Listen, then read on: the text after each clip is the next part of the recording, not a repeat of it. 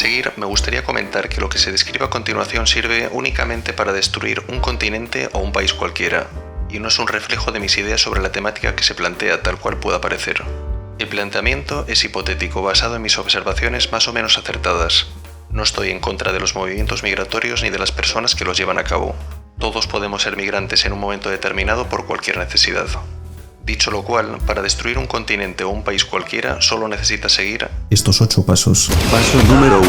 Creas un gobierno compuesto por personas sin formación, sin conocimientos éticos y que no miren por el bien común, sino solamente por sus propios intereses egoístas. Llevan 4 años actuando con un poder ilimitado y sin supervisión. Es un privilegio que los gobiernos del mundo no pueden tolerar ni un día más. Paso número 2.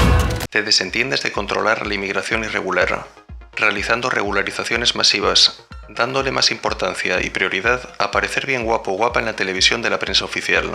Ocupando el 99% del espacio televisivo de cara al espectador, hablando de temas que distraigan a la población, con cortinas de humo que dejan en segundo lugar otras cuestiones que también puedan ser verdaderamente importantes. ¿Cómo calificaría usted a unos individuos que sistemáticamente ignoran las fronteras soberanas de los países e imponen su voluntad allí donde les place y que, sinceramente, parecen indiferentes al daño que van provocando?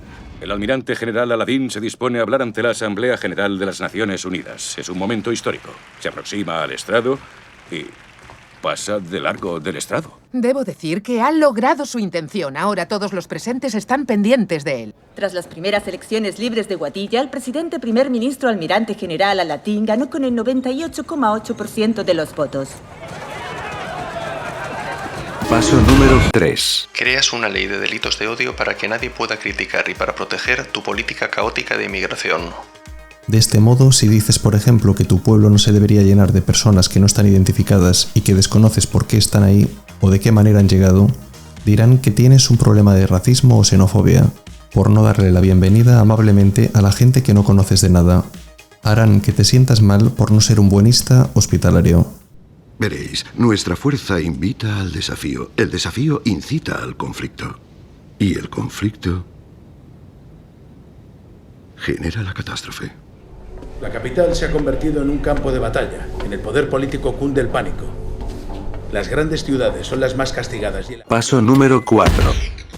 Te ríes del incremento de la delincuencia en el país que gobiernes, sin hacer caso de las estadísticas en seguridad pública. O incluso ocultando ciertos datos que puedan resultar alarmantes para la población. Si quieres defender tu política caótica de inmigración, tratarás de ocultar en las estadísticas quiénes son las personas que han cometido los delitos, para no escandalizar a los ciudadanos, ofreciendo solamente datos numéricos cuantitativos. La mayor parte de la gente no cree que algo pueda ocurrir hasta que ya ha ocurrido. No es por estupidez o debilidad. Es la condición humana. Paso número 5. Buscas un opositor político en quien centrar la atención de los medios de prensa oficiales y del ciudadano, atacándolo, despreciándolo y acusándolo de las cosas que tu partido político también hace, pero que todavía no se conocen o que todavía no han sido descubiertas a modo de cortina de humo. Al mismo tiempo, tras provocar una distracción general, legislas con decretos ley restringiendo todavía más las libertades de los ciudadanos, aprobando nuevos impuestos, aprovechando que la opinión pública está dividida y despistada. Dijo que quería ver cómo caía un imperio. Con esos tipos puede hacerlo. Hablan 30 idiomas, pueden ocultarse a plena luz del día, infiltrarse, desestabilizar y en una noche, antes de que nadie se dé cuenta, pueden destruir un país entero. El almirante general Aladín de Guadilla se dispone a firmar la primera constitución democrática de la historia de su nación. En todo el planeta la gente está pegada a sus televisores. Paso número 6. Saturas la administración de justicia con casos de corrupción, para que prescriban los delitos que te incumban, y así no resultes condenado. Si provocas un incendio en un lugar alejado de tu casa, los bomberos estarán apagando el fuego lejos de ti, y así tú no llamas la atención. ¡Él no es el líder legítimo! ¡Él no es el líder legítimo! ¡Él no es el líder legítimo! ¡Él no es el líder legítimo! ¡Él no es el líder legítimo! Paso número 7.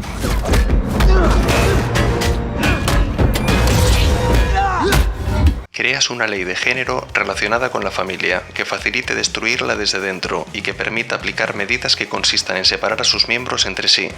con prohibiciones de aproximación entre madres, padres e hijos, con detenciones preventivas de hombres, que arruinen la creencia en la verdadera justicia y en la presunción de inocencia. No sabía que os meterían aquí. Ya, pero sabías que en algún sitio nos iban a meter. Es un sitio para... ¿Criminales? Criminales, Tony. No es algo aplicable a mí. Ni a Sam, ni a Wanda. Pero aquí estamos. Paso número 8.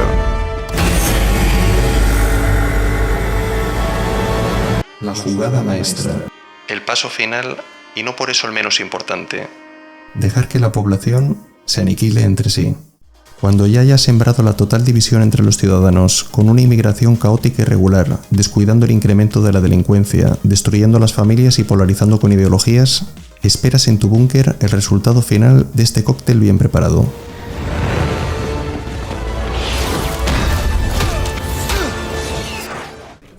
Dry Martini. Oui, monsieur. Espere. 3 partes de Gordons, una de vodka, media medida de quinarile, bien agitado con hielo y con una filigrana de limón. Sí, señor. Oiga, yo tomaré lo mismo. Es lo que querías.